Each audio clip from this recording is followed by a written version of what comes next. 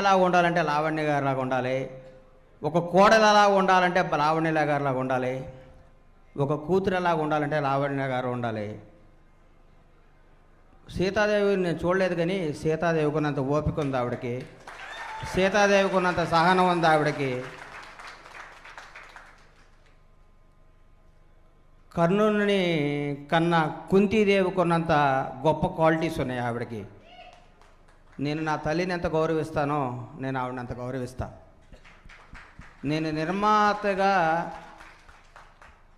2 సినిమాలు తీసిన రెండో సినిమా తర్వాత నా ప్రయాణంలో పూరి అన్నతో చాలా ప్రయాణాల్లో చాలా మట్టుకు షేర్ మా వదినకి ఇస్తాను. గొప్ప వ్యక్తిత్వం గల వ్యక్తి, మహోన్నత వ్యక్తి.